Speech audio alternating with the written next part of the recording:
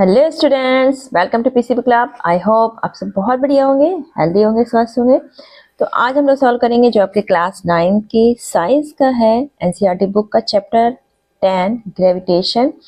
इसमें आपके न्यूमेरिकल्स जो हैं, तो क्वेश्चन नंबर 12 है। तो इसमें दिया क्या है, gravitational force on the surface of the moon is only 1/6 as strong as gravitational force on the earth. यानी कि जो भी मून के सरफेस पे ग्रेविटेशनल फोर्स लग रहा है वो अर्थ के जो ग्रेविटेशनल फोर्स है उसका 1/6 पार्ट है। What is the weight in newton of a 10 kg object on the moon and on the earth. कोई ऑब्जेक्ट है जिसका मास दिया है 10 kg, हमें इसका वेट बताना है। वेट हम न्यूटन में बताते हैं, मून पर इसका कितना वेट होगा और अर्थ में कितना वेट होगा। तो वेट और मास में हमारा क्या रिलेशन होता है, ये W हमारा क्या है, वेट। वेट इक्वल टू होता है मास इनटू ग्रेविटेशनल एक्सीलरेशन, जहां पर हम कैलकुलेट कर रहे हैं। अगर हम अर्थ पे निकालेंगे तो अर्थ पे जो हमारी ग्रेविटेशनल एक्सीलरेशन है उसकी वैल्यू रखेंगे, और मून पे निकालेंगे तो मून पे जी की वैल्यू। तो देखो अर्थ पे जो भी वैल्यू है मून पे उसकी 1/6 पार्ट है। तो पहले हम अर्थ में निकाल लें, तो WE, हमने अर्थ पे वेट को WE से रिप्रेजेंट कर दिया।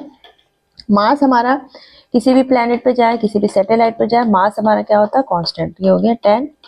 अब जी की वैल्यू हमारी अर्थ पे कितनी होती है, 9.8। तो हमारा वेट आ गया 98 न्यूटन। ये हो गया ऑन द अर्थ। बताना है ऑन द मून, यानी कि WM ले लिया हमने। अब WM जो है तो वो जो भी हमारे अर्थ के वेट पे, जो भी अर्थ पे जो हमारा वेट है या उसका ग्रेविटेशनल फोर्स उसका 1/6 है। तो हम यहाँ पे लिख सकते हैं mge/6, 1/6 हो गया। GE यानी कि अर्थ पे जो ग्रेविटेशनल एक्सीलरेशन है उसको हमने 6 से डिवाइड कर दिया, तो हमारा इक्वल टू हो जाएगा मून पे जो ग्रेविटेशनल फोर्स लग रहा है। तो WM इक्वल टू मास हमारा 10 kg, GE की वैल्यू 9.8/6। 98/6 डिवाइड करेंगे तो हमारा कितना आ जाएगा, यानी कि 16.33 न्यूटन हमारा क्या हो जाएगा, आंसर। तो मून पे हमारा कितना हो जाएगा, 16.33 न्यूटन, और अर्थ पे हमारा कितना हो जाएगा, 98।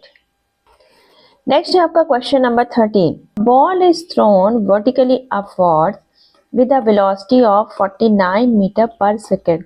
Calculate the maximum height to which it rises, the total time it takes to return to the surface of the earth. तो जब भी हमारी मूवमेंट होती है किसी ऑब्जेक्ट की अपवर्ड एंड डाउनवर्ड डायरेक्शन में, तो हमारा जो एक्सीलरेशन होता है वो g के इक्वल होता है, यानी कि 9.8। अब अगर हमारी मूवमेंट अपवर्ड डायरेक्शन में होती है तो इसकी वैल्यू हम माइनस में लेते हैं, यानी कि -9.8। तो यहाँ पर हमारी बॉल वर्टिकली अपवर्ड थ्रो की गई है, तो यहाँ पर जी की वैल्यू क्या हो जाएगी, -9.8। हमें निकालनी क्या है, मैक्सिमम हाइट। तो देखो जब हम कोई चीज़ ऊपर की तरफ फेंकते हैं तो हमारी इनिशियल वेलोसिटी तो यहाँ पर होगी, क्योंकि हम उसको थ्रो कर रहे हैं तो कुछ इनिशियल वेलोसिटी थ्रो करेंगे, और जब वो हाईएस्ट पॉइंट पे पहुंचेगी तो वो थोड़े से टाइम के लिए क्या होती है, रेस्ट पे आती थी। यानी कि फाइनल वेलोसिटी यहाँ पर इनिशियल वेलोसिटी तो कुछ ना कुछ होगी, लेकिन फाइनल वेलोसिटी हमारी क्या हो जाती है, 0। हमको बताना है क्या है, maximum height to which it rise, यानी कि मैक्सिमम हाइट तक जब वो पहुंच रही है जहाँ पे उसकी क्या होगी, फाइनल वेलोसिटी 0 होगी, तो वो हमें हाइट कैलकुलेट करने हैं। तो यहाँ पर देखो हमें जी पता है, यहाँ पर टाइम की वैल्यू नहीं पता है, हमें इनिशियल वेलोसिटी दी है, तो हम यहाँ पर थर्ड इक्वेशन यूज करेंगे, यानी कि v² = u² + 2gh। ठीक, हमें जी पता है 9.8, लेकिन यहाँ पर हम माइनस की वैल्यू रखे हैं क्योंकि ये वर्टिकली अपवर्ड थ्रो की गई है। फाइनल वेलोसिटी हमारी 0, इनिशियल वेलोसिटी 49, तो 49 का हमने स्क्वायर कर दिया। अब जी की वैल्यू माइनस है तो ये माइनस हो गया 2, जी की वैल्यू हमने रख दी यहाँ पर 9.8, और ये हो गया मल्टीप्लाई h। ठीक, 49, अब ये माइनस का है तो हम उधर ले जाओ तो प्लस का हो जाएगा, तो 2 × 9.8 × h, इसको हम लिख सकते हैं 49 × 49।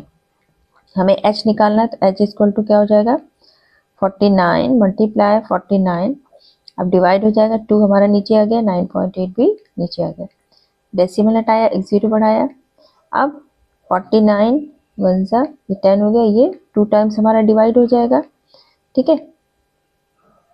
अब यहाँ पर हमारा कितना हो गया 490 अपॉन 4, 4 से डिवाइड किया यानी कि 122.5 मीटर, ये हो गई हमारी मैक्सिमम हाइट। अब देखो सेकंड क्वेश्चन में हमें क्या बताना है, the total time it takes to return to the surface of the earth. ठीक, हमें टाइम बताना है कि हमने जब थ्रो किया तो वो कितने टाइम बाद वापस अर्थ में आएगा। तो हमें टोटल टाइम निकालना है, तो सबसे पहले हम टाइम निकालेंगे जब वो हाईएस्ट पॉइंट से कहाँ आ रहा है, वापस सरफेस पे। तो हाईएस्ट पॉइंट पे उसकी वेलोसिटी क्या हो जाएगी 0, तो यहाँ से अगर हम निकालें तो यानी कि इनिशियल वेलोसिटी हमारी 0 मानी जाएगी। डिस्टेंस वो कितनी कवर करेगा 122.5, तो हम 122.5 मीटर डिस्टेंस कवर करने में पहले हम टाइम निकाल लें। तो यहाँ पर क्या हो जाएगा h equal to u t plus 1/2 g t square.